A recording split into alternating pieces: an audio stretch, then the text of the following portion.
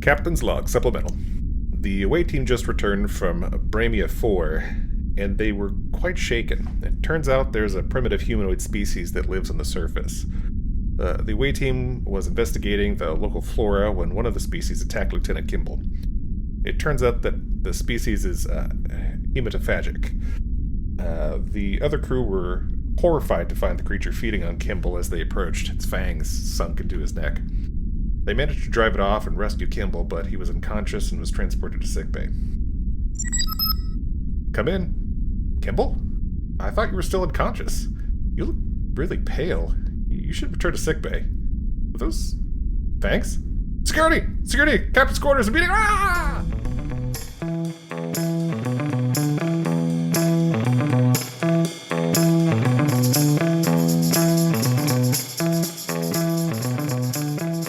Welcome back, everybody, to another episode of Captain's Log Supplemental. My name is Rob, and I am joined, as always, by my friends and co-hosts, Stanford and Chris. Hey there. Oh, there. As well as our producer, Mariah. Hi there. I already screwed this up. We're doing great. You're doing great, everyone. This is good. No. Captain's You Log should just Supplemental roll right. is a, what? I was gonna say you should just roll right into an explanation of what Star Trek is. You know, just Yeah. go with it. Star Trek was a series from the 1960s? Correct. Yeah. God, that's a long time ago. Science fiction, everyone. So yeah, Ooh, science. Captain's Log Supplemental is a Star Trek rewatch podcast. We are moving ahead chronologically by star date. We are now in season 2 of Discovery. If you like what you hear, please remember to like, subscribe, share us with your friends, family, coworkers, enemies that you would like to inflict us upon. Putting the word out there helps get the podcast going better. What was that?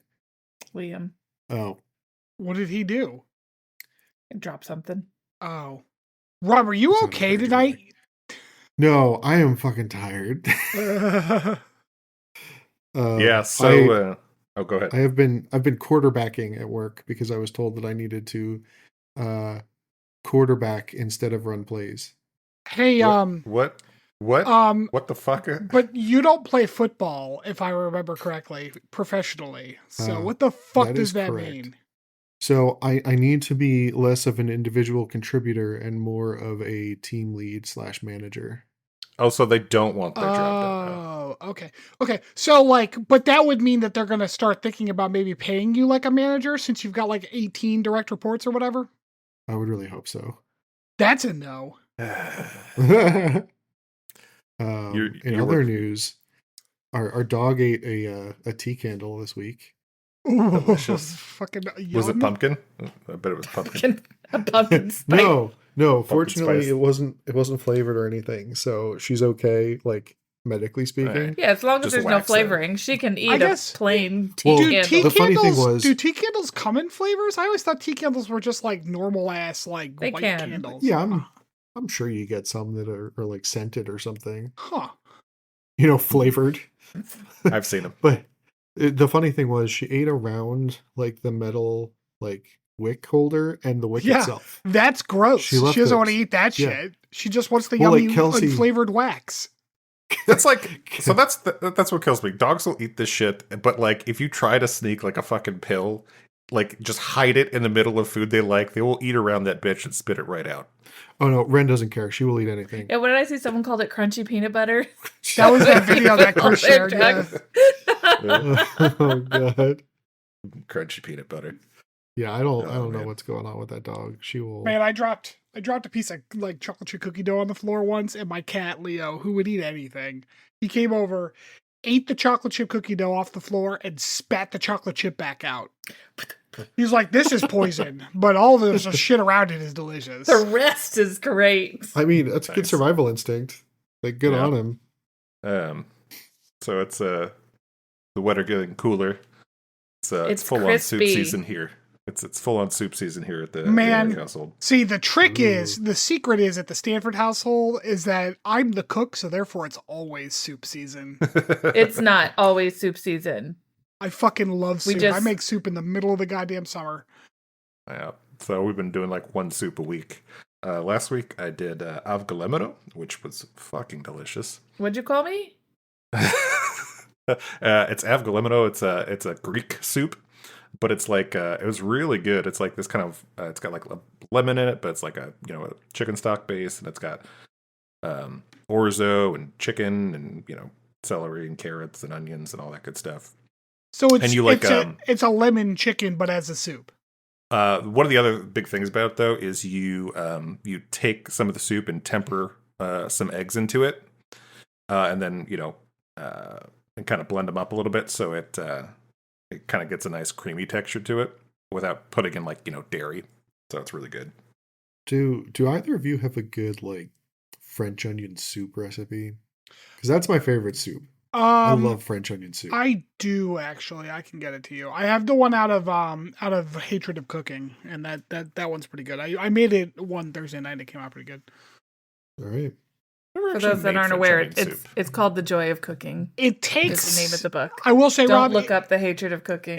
We affectionately call it The Hatred of Cooking. it is not difficult, but it does take a lot of time. All day. Right, because Yeah, you gotta okay, that makes sense. cook all the onions down. Right. The Yeah. recipe I used a quick, if I recall correctly, I had a quick caramelization on the onions by using a little bit of vinegar and stuff. So the whole process took only That's- like 2 hours instead of like the usual 4.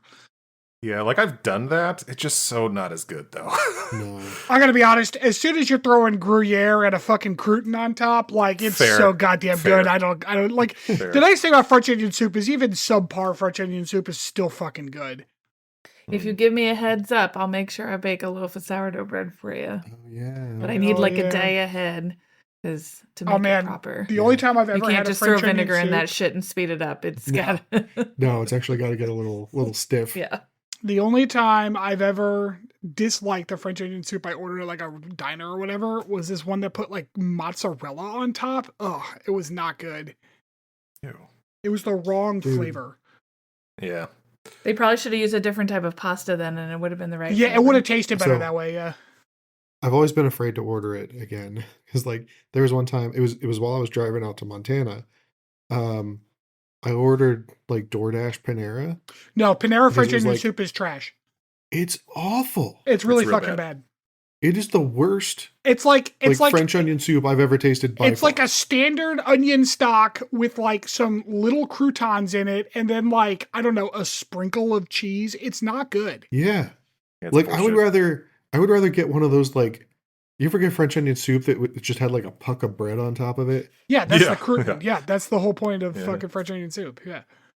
Yeah, like I would rather get that than like actual Although, croutons.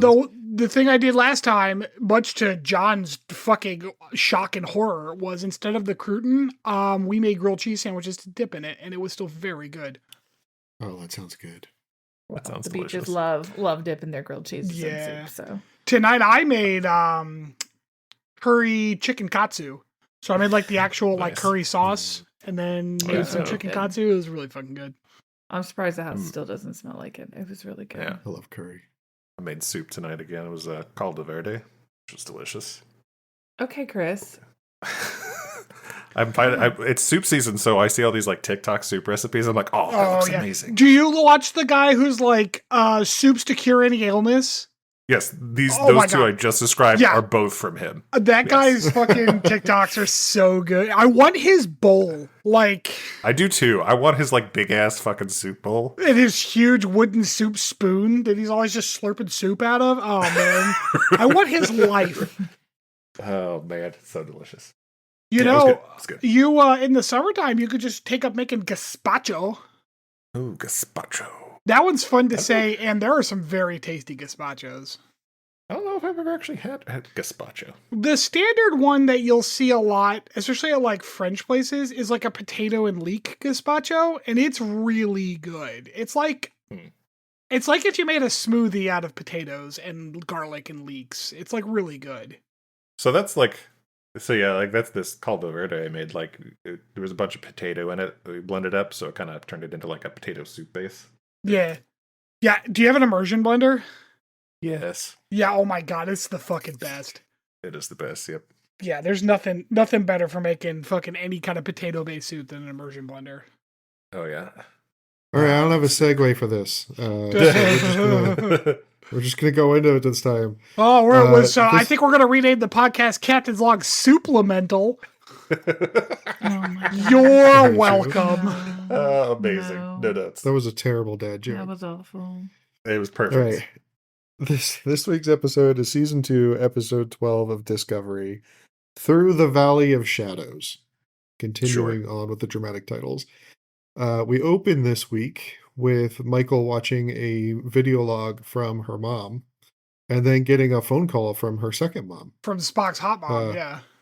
Yeah. Who tries to, cheer her up. Apparently Stock. Another soup joke. No, apparently Spock had filled her in on Dr. Burnham and the whole situation of Michael losing her mom for a second time. So Michael actually very graciously thanks Spock for being there for her. I really liked everything between Michael and Spock in this episode. It was pretty fun. They did have a like fine a good job, little bit of So small trivia note here. Oh shit! Okay. When there's some trivia you can't miss, it's a fun fact with Chris.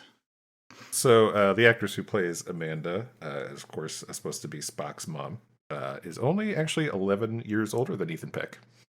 That tracks. They look about the same age. Yeah. I feel like 11 years. That puts her like a couple years older than us? Because I think Ethan Peck is younger than us. I think that's right. She might be like Mariah's age. See, Mariah, you could be Spock's hot mom. Ooh. Ooh. My friend, you're staring death in the face. No, I'm not, because she's in another room. That comes later. So He's anyways, just playing because he already knows I'm spicy. so anyways, Spock's hot mom tries to make up for being a bad mom, like for their entire childhood, like right now. Yeah, That's how you right do now, it. right in the moment. Pike, meanwhile, is working with the senior staff in the ready room. Another red angel signal thing has shown up. So, These motherfuckers do not know how time travel works. no. Because they're like, well, it couldn't possibly be her because her suit's broken. Bitch, she may have fixed it and then gone back in time again. Do you know how time works? Well, Clearly also, like, we know that she's, like, at least been back to this timeline a couple dozen times, I would imagine. Because, like, she was talking with Pike, like, it was a familiar conversation, and that they've had it, like, dozens of times at this point. So, like, even if it was busted, that doesn't mean that she didn't visit different parts of the timeline earlier in her own timeline. She said she didn't know what they were talking about when they said the signals. So, like, in her frame of reference, she has not done it yet. But maybe she did later. Exactly, after she fixed her suit. But they're like, well, it couldn't possibly be her because her suit's broken. Like, Yeah. fucking hell. There are a lot of, like, logical assumptions that happen in this show. And knowing knowing how the show goes, like, I know the suit does get fixed, so obviously something works. I don't know. So yeah, Burnham now thinks that following the signals is a waste of time, and that they are better off hunting down Leland, Control Leland, Nano Leland. I'm gonna call him Nano Leland. Sleazeland? Pike disagrees and wants to continue following the signals. So Ash offers to reach out to L'Rell to get them passage to the Klingon monastery planet where he just left his kid a couple of weeks ago. Definitely nothing awkward about that. This is, I can't remember. I'm pretty sure I was the one who did the deep dive on Kalish, and we were talking about how this is like where he was supposed to have stopped on his way to Stovakar. And that's why they built the monastery there. Interesting. Oh, that's weird. Yeah. We come back from commercial break with Disco dropping out of warp over Borth, the monastery planet. Michael, meanwhile, visits Tyler in his quarters and gets the story about Ash and L'Rell's son. Man, and then gives him the world's most awkward hug. Watching the flashbacks with the baby Klingon just reminded me of that baby head we saw in that one episode. I thought the same thought. Oh man. Yeah, I don't know. Like this, everything that has happened with Ash and Michael since like he started snapping back to being Vok. It just feels really forced. I don't know. I liked when Laurel and Ash were fighting in Klingon, and Pike's just like standing between them, looking awkward. Yeah. It's great. Oh yeah, that was great. Yeah. Yeah. So while they're chilling in his quarters, Tyler's like super secret Section 31 communicator goes off. Apparently, everybody in Section 31 gets alerted when a Section 31 ship fails to check in. By 10 minutes, yeah. Yeah. Immediately raising everyone's suspicion, which rightfully so. At this point, I don't understand why the entire Section 31 fleet isn't grounded. I don't know that anyone else knows about it other than the main characters of the show. Well, the Admiral, right? Yeah. She was there. She saw what happened with She's control and everything. dead. So. Oh, you mean Admiral War Crimes, not that Vulcan Admiral. Yeah. Right, yes. Yeah. Yeah, what is Admiral War Crimes up to these days? Not doing her mattering job, anymore, apparently. Yeah. Okay. So yeah, Laurel joins Pike and the rest of the crew aboard Disco. She fills them in on the danger of time crystals. So apparently these things are so dangerous and can be weaponized so easily that even the Klingons are scared of them. Like So, triples. Pike, track at all. Yeah. So Pike's just gonna go touch one. It'll be fine. It is very funny to have like a very serious line of dialogue where it's like it's the most dangerous weapon, even the Klingon Empire. It's the time crystal. And it's like this like 50s era fucking sounding name for something. It sounds ridiculous. Yeah. Yeah. It definitely did. Yeah. Here is where we get Tyler and Laurel's post-marital dispute. Yeah, I call it a fun domestic spat. Yeah. Where they argue about why Ash can't go down to the planet. It's kind of funny because, like, I guess Ash really wants to see his son. But they all know that if he goes down there, the Klingon Empire is just going to freak out because they all think he's dead. But also, like, this is a monastery where everyone who goes there, like, lives in a monastery. Odds are no one there knows who any of them are. Like, why does this matter? It seemed like artificial tension. Okay. Yep. They needed Pike to be able to have to go. Right, Yeah. exactly, yeah. Whereas it could have just been like Pike's like, no, Tyler, you're not going down there because I still don't fucking trust you, Section 31 sleazebag. Yeah. Well, no, he's completely trustworthy now that after he got stabbed and warned them with Leland. Oh yeah, we never even got like a recovery scene with him. He's just up and at him already. Okay, he's just back. It's the miracles of he's back from outer space. Oh I hate you. Man, I am on a fucking roll tonight. Pike volunteers to go down to the surface of the planet in their stead. And Laurel begins the very long-lasted tradition of Klingons telling him that it's a bad idea. Although she's being vague as shit about everything. I don't like this, like, no one has come out of there without great sacrifice. Or was it the fucking Soul Stone? What are we doing here? Like, let's... Oh, it is. Yeah. You gotta take a Scarlett Johansson with you in order to be able to get a time crystal? Like... Yeah. Zoe Saldana? I guess it was. Oh wait, Zoe Saldana did also get taken in there. That would have been a better Star Trek related joke. So yeah. There's a very funny scene. Well, at least I thought it was funny. Burnham goes to Saru to get permission to go investigate the Section 31 ship and borrow one of Disco's shuttlecraft, and he's just like, "Yeah, all right." Man, she's like, "Wait, what?" I'm annoyed that Saru is just going to mention Vahorai every fucking episode now. It's like every time. His defining goddamn characteristic. Dude, all right, we won't ever talk about it again after this season. So. I hate this character so much. No, he evolved. It's okay. Oh, that's right. Boreth, it turns out, is very cold. I like the dramatic Klingon music as we like establishing shot across the planet. Yeah. I don't know why. Of all of the away outfits, I really like the cold weather outfits from Discovery and Strange New Worlds. You mean they the parka? Very cozy. Yeah. I want one. Unfortunately for him, he gets a less than warm welcome from the Timekeepers. Oh, Uh, God. Yeah. Head timekeeper warns that everybody who sees a time crystal leaves a broken man, and Pike still wants to try anyway. Um, I, continuing I the fun like interaction. I like he goes like he's like Pike's like I'm gonna do it, and he's like time will tell. Good joke, man. Yeah. That was nice. It was not. Yeah, Oh my like God. No. you It know was he's been fucking saving bad. that one for a while. That was a great joke. So fucking bad, dude. Like, oh my God. Do you think they Yeah, have a he's- bunch of like millennial word art up around with different like time related sayings and expressions? Dude, it's probably all just like cat memes with time involved.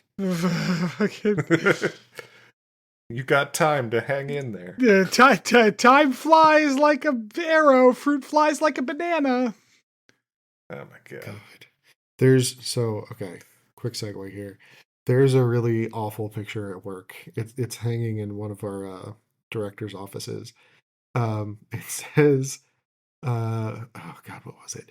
Like people who say that it can't be done are often interrupted by those doing it. And it's got like Dork.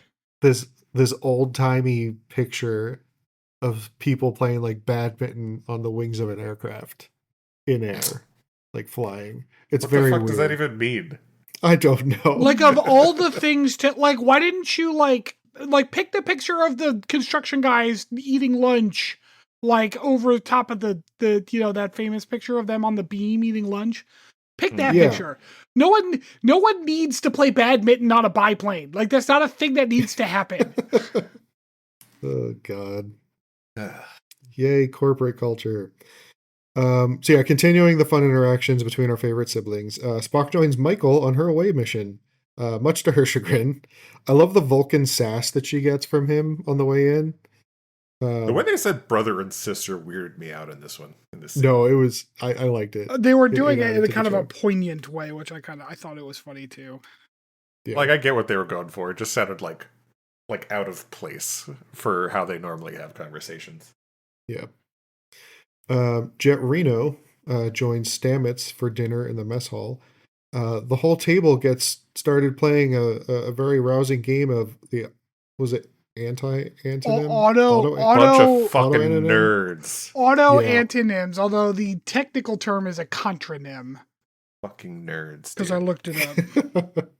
I can't even imagine trying to play this game. I also don't understand why everyone expected Linus to be bad at it just because he's an alien. Because he's not good at English. You have a universal translator. What difference does it make? Autoantonyms are kind of fun, though. They are fun. Nerds. Dr. Kolber enters, and Jet realizes while following Stamets' eyes that Stamets still isn't over him. Back on Borith, oh God, I can't remember how to pronounce his name. Tanalik? Tanalik? I just went with Time Monk.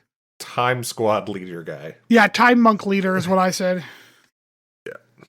Ash's rapidly growing offspring finally gives Pike his name. So yeah, it turns out the leader of the Timekeepers is actually Ash's son.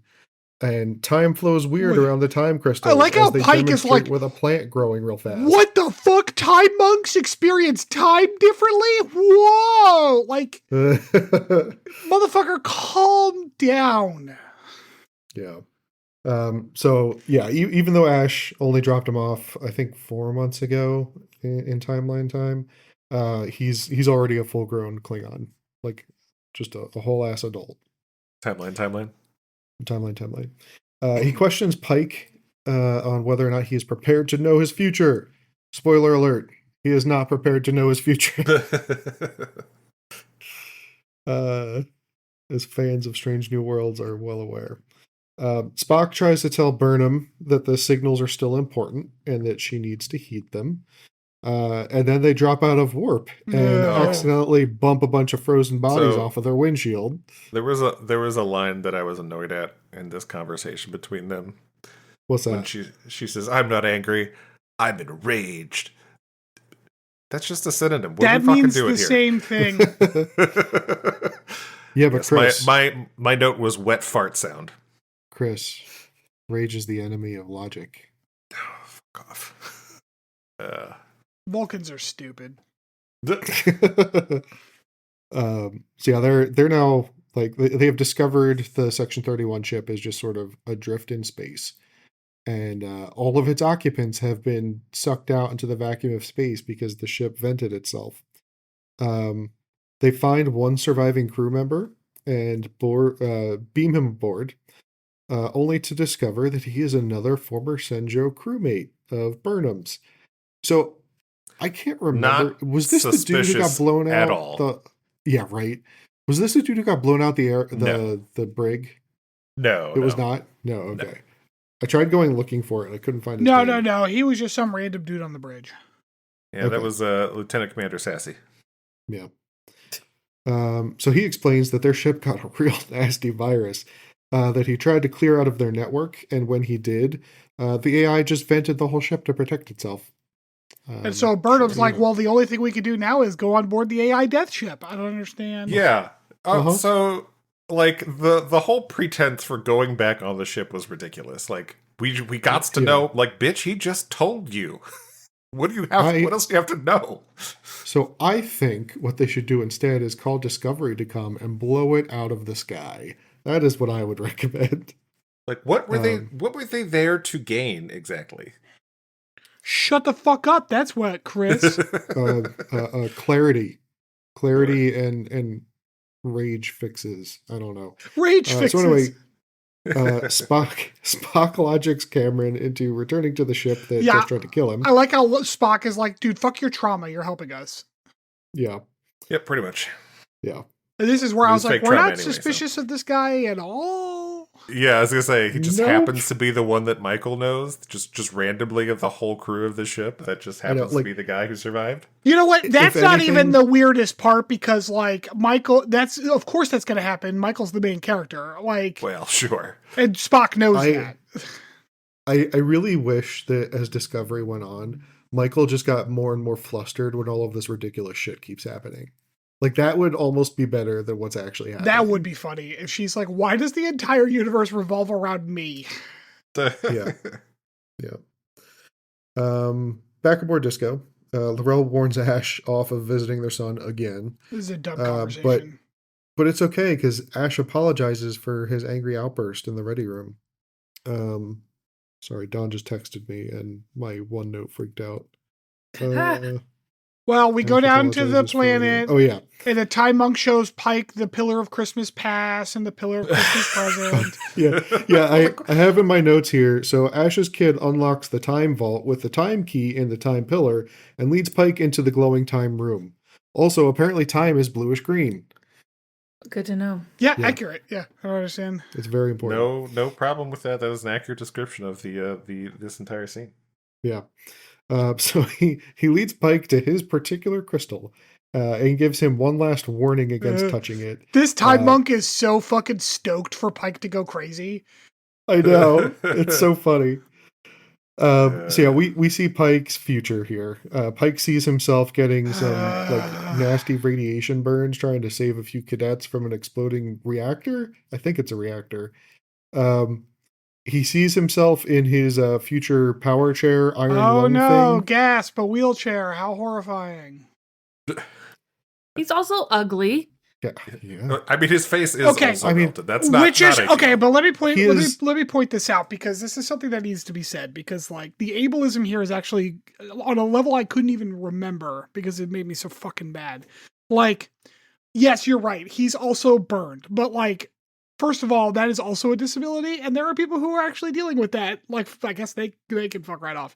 But second of all, after his face gets melted by the reactor, he wakes back up in that like dark corridor, and the only sound is the ominous squeaking of a wheelchair.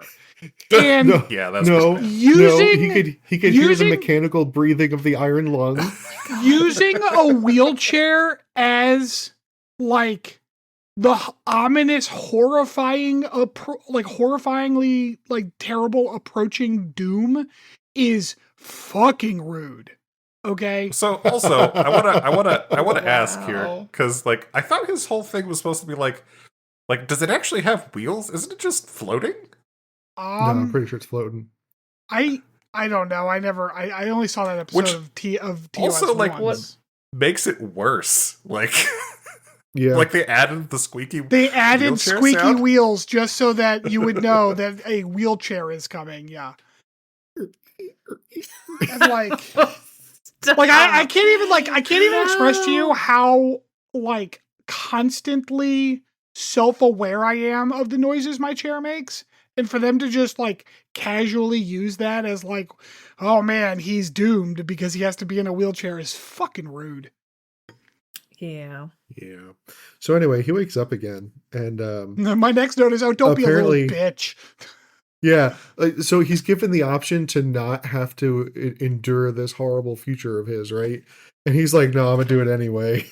And like, okay, and again, He also like gives himself a little fucking pep talk about it. Yeah, he does. and here's the thing. Here's the thing too, because he doesn't say, I saw, like, what'd you see? It's like, oh, I saw my life differently than I wanted it to be. What he says was, I saw an ending for myself I didn't expect. Because there to it is. him, There it disability is the end of his life. And that's the fucking theme that this character runs with the whole time. All the way through Strange New Worlds. And it's just so but fucking once again, offensive. Once again, this isn't an original thought.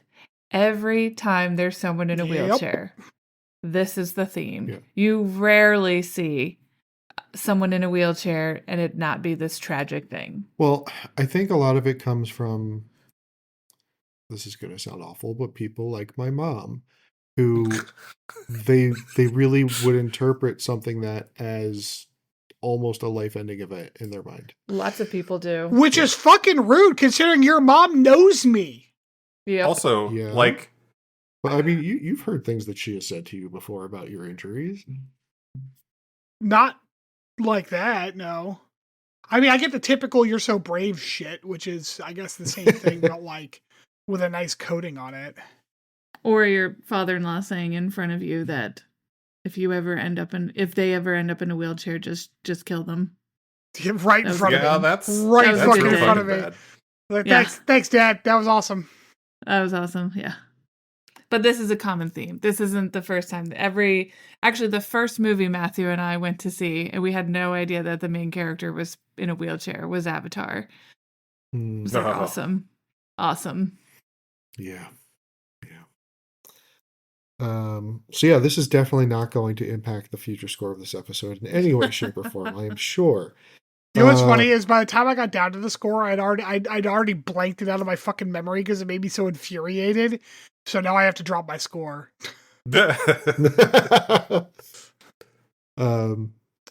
So yeah, the away team makes it to the bridge of the Section 31 ship, which promptly warps away. Oh, well, okay. But at the end of, to be fair, and maybe this fixes everything. To be fair, at the end of the Pike scene, the time monk just goes and just casually snaps the time crystal off to hand to him like a souvenir. Right. That was fucking funny. Yeah. I was laughing my That was ass funny. off. Just gonna, this is a little treat just for you, Pike. This one's for you. We get like a brief look at Reno visiting Dr. Culber for an ingrown nail. This was also a good scene. Visiting, is that the word you just used? Yeah. I heard Okay. fisting. I I heard heard- fisting as Oh, well. we all heard yeah. fisting. Visit. Okay. That's a I was very like, I don't different remember scene. Yeah. Reno fisting Dr. Sexy. Like, Visit with a V. You've all said wilder things, so I just assumed that this is Oh yeah, like fucking Stanford and last week's Potpourri. Yeah. Yeah. Yeah. I'm so desensitized. I was like, yeah, sure, Rob said fisting. That's normal. I always forget the name of the comedian that plays Jet Reno. She's fantastic. Tig Notaro. Tig Notaro. That's it. I love seeing her on the show. So yeah, Reno visits Culber, visits with a V, and reminds him that, like of what he had with his relationship with Stamets. I actually like this scene. I really did. It was fun. Yeah, they trade Breadzilla stories from their weddings. Yeah. Couple trivia notes here. When Reno enters the sick bay, she declares a medical emergency, which turns out to be a hangnail. In the Menagerie, Part 1, in 1966, Bones is summoned aboard the Enterprise under the pretext of a medical emergency and claims that, quote unquote, somebody probably just found a hangnail. It's a little tip of the cap there. Also, Jet Reno refers to Stamets as a kid, and speaking of age differences, Tig Notaro and Anthony Rapp are the same age. So. That's funny. Yep. Yeah, we get that fun little scene.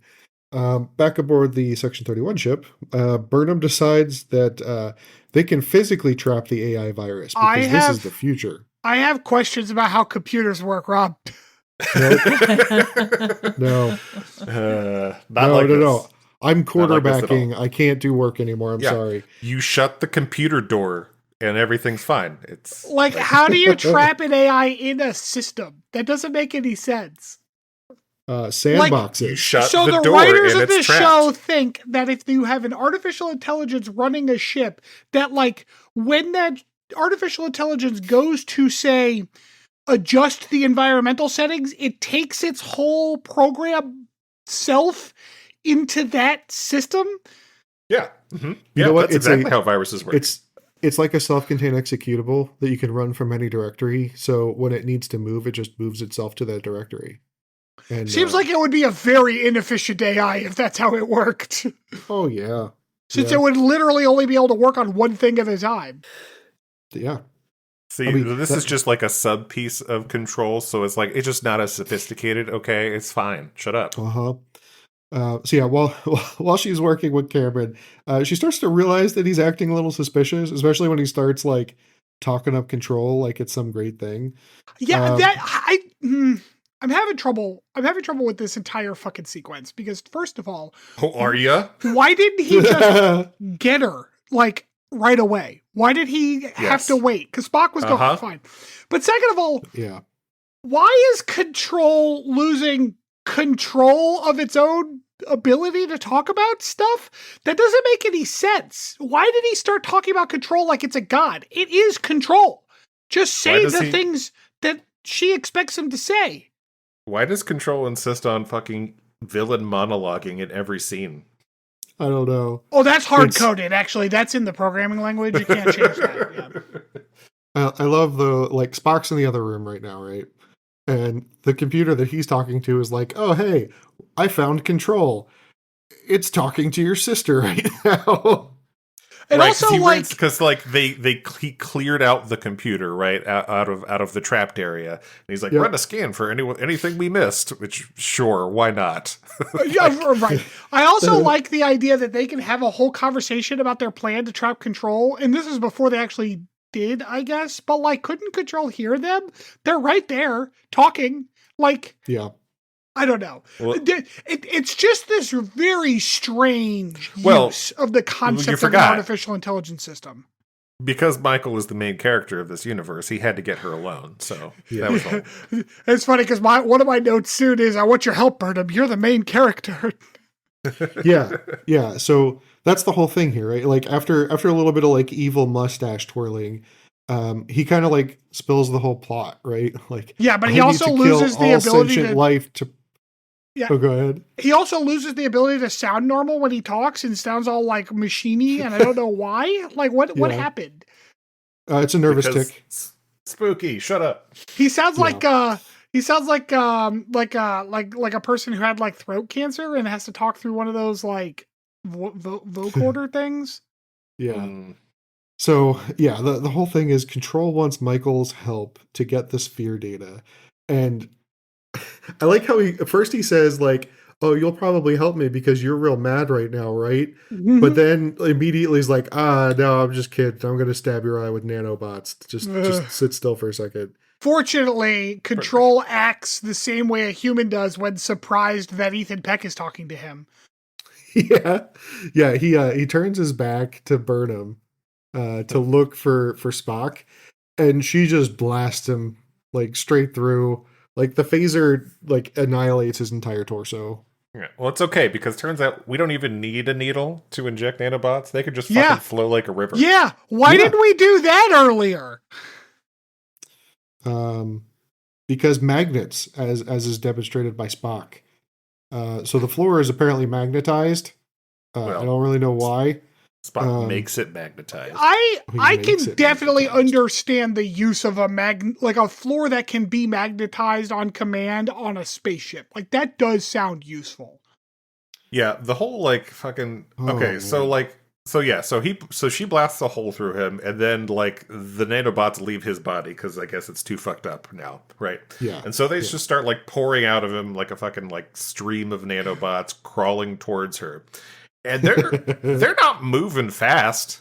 No, Like, no, they're taking but a sweet time. She trips and falls over this tiny step of the deck, and then just lays there like. First she's shooting with one gun and fires a bunch of times, and then she's like, oh, another gun, and then starts firing two guns at the same time, and like for a solid like 30 seconds she's firing at these things. God forbid she fucking stands up and like I don't know, briskly walks away. Was it like Austin Powers where the guards were screaming when he was coming at him with like the slow moving steamroller, and exactly. like it pans back and it's like a halfway across the room. Yeah, exactly. So Spock rescues his sister by turning on the magnetic floor because nanobots don't like magnets. No, he said, to be clear, he said they have a ferrous compound inside them. Mm-hmm. Yeah, they don't like magnets. Or they like them too much, I think. I mean, computers don't like magnets. So while they're both sitting there... Spock lets Burnham know that Control has identified her as the main character. Yeah. Yeah, they both logic out that this was an attempt to keep them from the signals. So now they need to go back and look at the signals that they just spent the entire episode ignoring. Pike, meanwhile, that logic makes no sense. No, it doesn't. I didn't catch it until you just said that, but that doesn't make any fucking sense. No.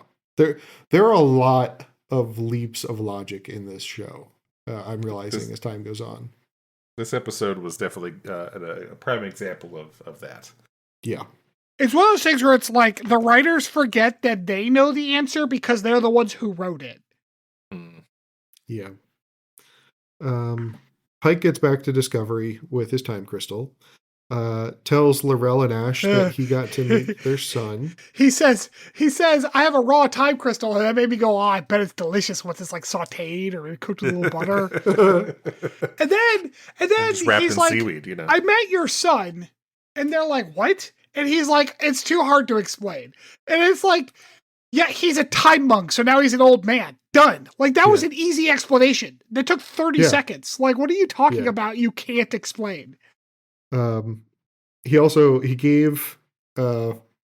gave Pike the light bearer crest that I guess Vogue had to give back to his parents. Yeah, Vogue gave it to the kid. Yeah, the baby. Yeah. They very touchingly hold hands. So and then they talk about fate and shit, which is stupid. As I say, Pike goes on about destiny and bullshit. Yep. Back on the bridge, Burnham fills in the whole crew that there's now a new threat from Control. Turns out they can just take over humans now, all willy-nilly. Somehow. Somehow Leland survived. We start getting some alarm bells going off as 30 Section 31 ships start flying their way. I forget who it was. One of them noted that that's like almost all of Section 31 ships. Yeah, Saru said that. Yeah, I feel like it would be really funny if Section 31 had 31 ships. That was my exact thought. I'm like, do they have 31 ships? Burnham's like, well, we're surrounded by Section 31 ships. That leaves only one option: blow up our own ship. And we close this week's episode with Pike calling for an evacuation of Disco. So, on a scale of 1 to 5, what do you guys give? With 0 being threshold, what are you giving this one? So, as often happens with this, I left the episode, like I finished watching the episode, and I felt close to a 3. And then we reviewed all of our notes on it. I'm like, yeah, there was a lot of stupid stuff in this, like just bad dialogue, plot that doesn't really make sense at all. Just kind of like just poor excuses for why they do things. So it's a 2 for me. I also left the episode thinking it might almost be a 3, but I was like, eh. And then, but then I was talking about it as down to a 2, and then they dock a point for horrible ableism. So we're down to a 1 from me. Jet Reno might be the only reason it's not a 0. So for me, it was a combination of Jet Reno and Stamets and their interactions with Culber, as well as Spock and Burnham that brought it back up to a 2. I also started this out thinking that it might be a 3, but yeah, it's definitely a 2. All right. Well, we're going to take a little break, and we'll be back for this week's deep dive.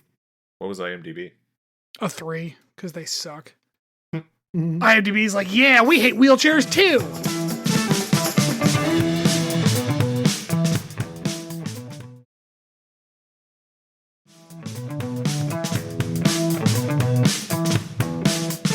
Welcome back, everybody. For this week's deep dive, I wanted to take a look into Section 31 Starship. Oh, fuck. Yeah. So the ship that I guess the Empress is now in charge of, Giorgio, its manufacturing ID is NCIA-93.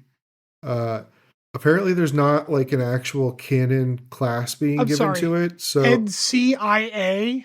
yeah, CIA. That's the lamest shit I've ever heard in my life. Shit. NCIA. Also, just visually, it always kind of looks to me like a lot like when the Enterprise in Next Generation, like saucer separates, like the fucking nacelle section that's left over. It always looked like that, which is extremely stupid. Oh, well, I'm about to tell you where the true inspiration came for the ship, Chris, and you're going to be even more disappointed. Oh boy. Yeah. Oh, wait, is it like, should I be able to guess? Well, chronologically speaking, there's not a lot of options that they could have drawn from. Oh, is it from Star Trek? Uh-huh. Oh, it's gonna be some Romulan bullshit, I'm sure. You're damn on the money. All right. Yeah. So anyway, I couldn't really find any information on it. Well, not like any like super concrete information on it. So there's not an official designation.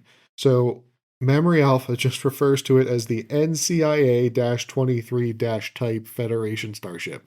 It doesn't have an official classification. However, there are some games that have given it a classification. We'll get into that a little bit later. So, by the way, just note here, the fact that it doesn't have an official classification is so fucking try-hard bullshit, which is just so fucking Section 31. Oh, I thought it didn't have a classification because, like, they never bothered to give it one from the writer's perspective. I didn't think it was, like, in canon they didn't. Do you know how many fucking insignificant-ass ships, like, appeared in one episode that get a fucking classification? Yeah, fair enough. Yeah, so I want to read you the description from the Star Trek Online wiki, because it is a skin you could get in that game, because of course it is. A formidable Section 31 design shrouded in secrecy. Ships of this type were smaller than the contemporary vessels and were constructed with a darker hull color than other Federation vessels of the era. The primary hull was triangular, similar to the 22nd century warp delta design used by the Federation. I guess what they're hinting at here is that it's supposed to look like the NX-01, because that's the only starship we know from the 22nd century. So I don't know. Well, I feel like the ships... No. I feel like the ship's designer unironically went something like, make starships great again, and then spat this thing out on the drawing board. Like that's all I can really figure. Like it looks like somebody went, I really like Star Trek, but I think the good guys should fly something that looks like a Cylon ship. My issue with the ship isn't even the exterior, it's the fucking interior with that sunken bridge thing, because it feels very much like Star Destroyers. Like the Empire always has like those motherfuckers who are down doing whatever while they sniff leather. Yeah. I mean, it's supposed to be fascist coded. Like that's the whole thing with Section 31, right? But it's not though, because Kurtzman thinks that Section 31 are actually the good guys. See, I don't know that I think that's true, because he noted or he is noted on the wiki as having said that like part of the reason that the interior design was so dark was, it's supposed to have that like edgy Section 31 feel to it. Like they know that they're not the good guys. I think that he just doesn't care. Like he just likes that edgy attitude they've got. I thought he was. Wasn't he the one who said when we were talking about the Section 31 movie? Wasn't he the one who's like, or maybe that was the director? Maybe it was a different guy who was like, I'm trying to pay homage to the real heroes of democracy, the CIA, the people working behind the scenes. It's like, shut the fuck up, dude. Jesus. Yeah, that sounds like something the director of that movie would say, because they clearly don't understand Star Trek. So yeah, one of the things that's noted here, Stanford, is that the ship had the ship had the ability to alter their appearance for stealth purposes, like hiding in an asteroid, which we saw a couple weeks ago. It straight up cloaks a couple times too. Yeah, well, it's noted that the ship's exterior works similar to that Romulan drone ship that we saw in Enterprise.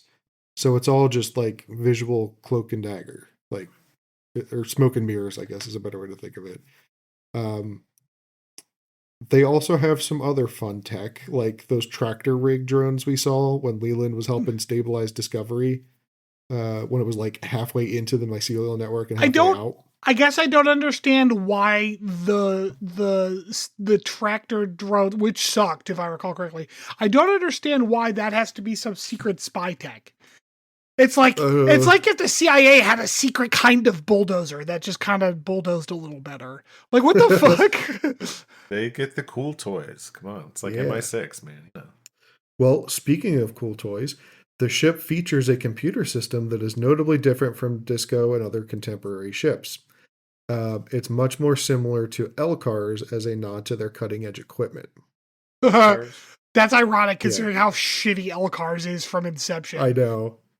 So LCARS is the computers from like TNG era stuff, Chris. Yeah, like, Chris, you don't know that, you fucking nerd. Apparently not. Stanford did a whole deep dive on it. I don't know if I did a whole deep dive on it, but like it is stupid. Chris doesn't listen to him. Chris doesn't listen to my podcast. Yeah, LCARS is what TNG had. Like all the computers. You know how like every Star Trek video game from that era had that same fucking UI? That's LCARS. Yeah. Okay. Yep.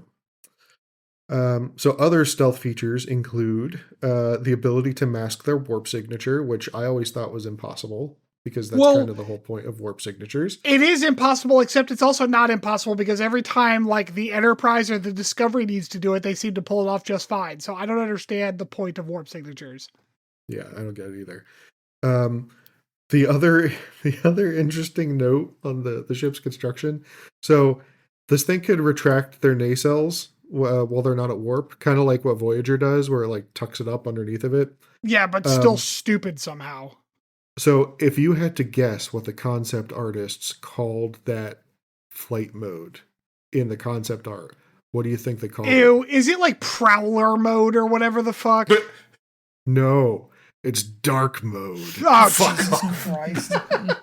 You gave him too much credit with Prowler. I did, yeah, way too much.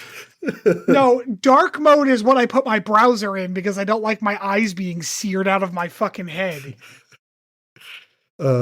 So yeah, as I mentioned, there's not an official designation. However, there are two games that have applied a name to it. So the first one is Star Trek Online, as I noted earlier. They've got a skin for the NCIA 93 type variants called the Dark Section mode. 31. No.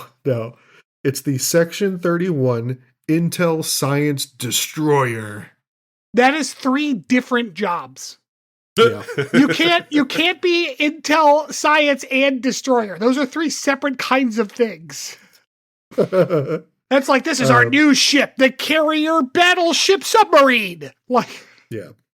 The other game that has a title for it is Star Trek Adventures. This is the tabletop role-playing game, I think from the 90s. I forget when that came out. No, it couldn't have been the 90s. No, it's Fantasy Flight. That's the current one. Like, I think it's is it? It's like, yeah, it's like 10 or 15 years old.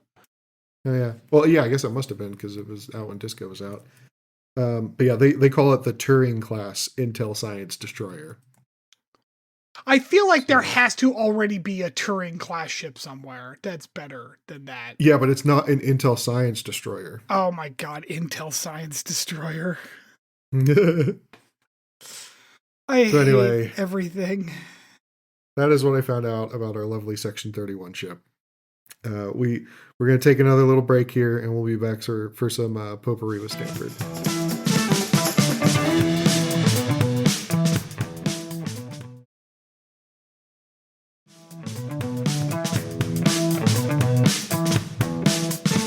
Welcome back. So, as you may or may not remember from a few seconds ago, although for us it has been several days, we talked about a kind of very brief mention of a game called the Autoantonym game from the episode. Oh, no. An autoantonym is also known as a contronym, is a word that is their own opposite, okay? I have a list of them. And I thought it might be fun to play a little game where I give you the two definitions and see if you can guess what the word is. Okay. So, as an example of a contronym, I will give you the first one. The word is sanction, and that can mean to permit or to penalize. So, like, see how those are kind of opposite meanings? Yeah. Uh-huh. Oh, yeah. Okay. So we're going to start off with a real simple one. This will be just first to the thing. Some of these are more complicated than others. So like, I don't think we'll need the buzzer because I don't think like you two are going to rapidly get to the same answer very quickly. All right. But we will start with kind of a gimme. I should probably keep some kind of score. Okay. So first one's a gimme. To remove dust or to sprinkle dust.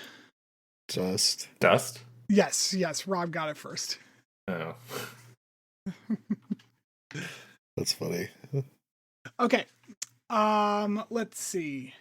To decorate or to remove excess. Trim? That's right. Good job, Chris. Nice. Okay.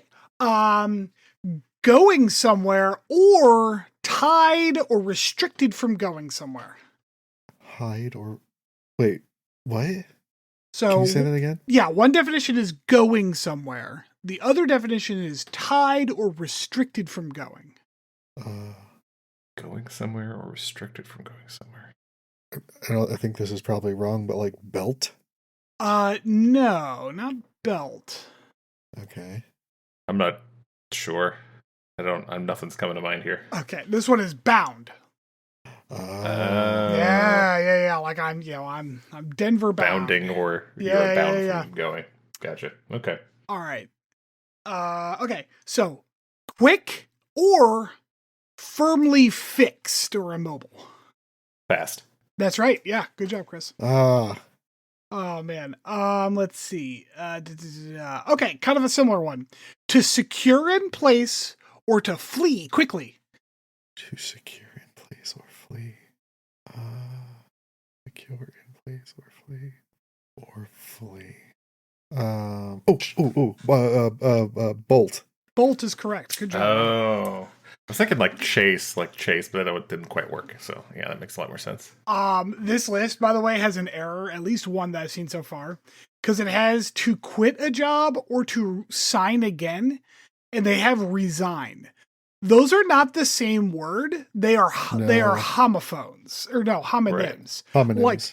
But those aren't the same word. Resign and resign are not the same word. What was that poli-sci word that was made up that was stupid and redundant?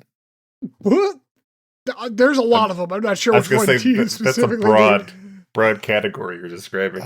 No, I remember you and Chris Hallett used to poke fun of it all the time in college. I don't remember what it was. Oh, I don't know. I don't remember. Okay, so let's do. I don't like that. Just okay. Sorry, I've got a huge list, and I'm trying not to do all of them because that would be too many. Like pick one though. Okay, just stand the fuck by, goddamn. All right, careful management or a missed detail. Oversight. Yep. That's not. Those are. Yeah, they've got equal or to look closely. Those don't mean opposite things. Those are two different things. Yeah, that's just yeah. Okay. Okay. So, I like this one. To nullify, as in like a law, or to enforce, as in against like dissent. Void? Ooh, no. Although I like void. That's pretty clever. Nullify. Strike? Yeah, I'll take that. It's strike down, but yes, I will take strike. Okay. Yeah. Okay. Okay. To discard or to propose, like an idea. Throw out? Yes, good. Oh, sure. To search thoroughly or to scrub vigorously. That one's kind of a stretch now that I look at it. Yeah. Can you say that again? To search thoroughly or to scrub vigorously. I don't know. Wash? What they mean is like to search thoroughly or to like, it's scour. It's not a good one actually. Now that I think about it. Yeah. Okay. I do like this next one though. Withstood or to be worn down. These are a lot easier when. Would you say, Rob? Eroded? No, that doesn't really mean withstood. Yeah, I guess not. And what was it again? One more time? Withstood or worn down. You're not super far off though, Rob. And you're allowed to keep guessing, Rob. These are not easy, so. Oh, okay. Alright, so not eroded. You know, like wind burn. God, you're very close. You got anything, Chris? I don't. I just I think just go ahead and tell us. Okay, blasted? That one's Like weathered. wind blasted? Weathered. Yeah, like it weathered the storm, that's a good one. but also like a statue's all weathered. Yeah. Sure. Yeah. To stumble or to travel. Oh, trip. Trip is correct. Yeah. Duh. Yeah. Also weirdly Star Trek adjacent. Let's see. Y'all are tied too, so let me find. Okay, we're gonna go into some slight slangy stuff here. This one means ill or awesome. Sick. That's right. Yeah. Oh, goddamn. Yeah, some of these are like wizard. really obscured. My favorite contronym, by the way, is English slang. It means to be. Wait, now I gotta remember how it's used because I don't want to give it away. Like the Red Hot Chili Peppers. Give it away. Give it away. Give it away now. Oh, snow. No. Bleed. Oh no, I'm sorry. These aren't contronyms. My favorite little slangy weirdness in English language is the fact that I'm up for something and I'm down for something mean the same thing. That is fun. That's like my favorite thing. But I realized, like, as I was thinking out, like, that's not a contronym. It's like the opposite of that, where two opposite words mean the same thing, which I'm sure there's a term for because people who are into English or into weird word shit are weird. But yes, it's so funny to me in like the dumbest way possible that if someone's like, hey, did you want to go to a museum this weekend? You could say, I'm up for that or I'm down for that. And even though they are like technically opposite sentences, they mean the exact same thing. It's so funny. Basically, I'm very easily amused. Okay, so that was a dumb little game I came up with because I didn't know what to do. We're done. Okay. Yeah, no, that was it. Rob does win 5-4. Oh, snap. Which actually, like I said, it's a lot easier on my side because I could see all of the words. Y'all did a lot better on that than I was worried you would. So good job. I always like word games. Word games are fun. I think I want to like explore the space on word games here on the podcast. I've also been listening to a fair amount of Car Talk and they have puzzlers. So I might pick up their puzzler book and run some of those too. We could do like Star Trek Wordle. Star Trek Wordle. When you're just going to say a word and I'm going to be like, green, gray, yellow, gray. Oh, man. All right. Well, as we say at the top and the bottom, thank you for listening. If you like what you hear, or if you don't, give us a rate, give us a review, give us 5 stars. We are 5-star people. I am still waiting for some toaster oven recipes in our reviews that I can try with our new toaster oven. So remember, you throw me a 5-star review. And any toaster oven recipe with ingredients that aren't too esoteric, and I will try them and let you know how they think. So, Oh, you know what you should try? what's that? Burnt bread. Oh, I have. It's called toast. Yeah, especially when my wife makes it. Just made garlic bread in my toaster oven today. Oh, nice. Mariah's Delicious. we have banana bread right now that Mariah made. So Nice. that's pretty good in the toaster oven. Although, I don't know, are y'all like, first of all, are y'all banana bread people? Because I know there are some people. Absolutely. Okay. Are y'all chocolate chips in the banana bread people? I enjoy it, yes. I also like pecans in my banana bread. It's fine. I prefer it without the chocolate chips. Just don't put personally. any fucking raisins in my banana bread, okay? I've had raisins in it. It's fine, but I like my one guilty white pleasure is raisins. Because I'll eat raisins in pretty much anything. I'm not the biggest fan of the chocolate chips in the raisin bread.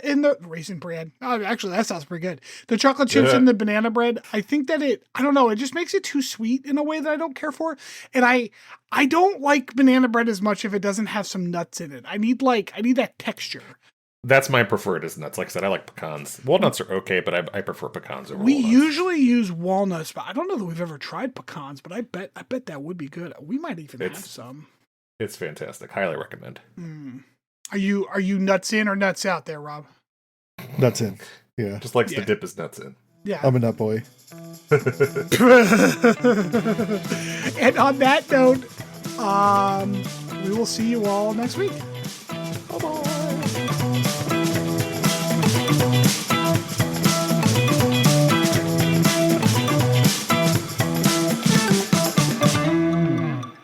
Thanks for listening to Captain's Log Supplemental. You can follow us on Twitter at PodCLS or send us hate mail at podcls3@gmail.com.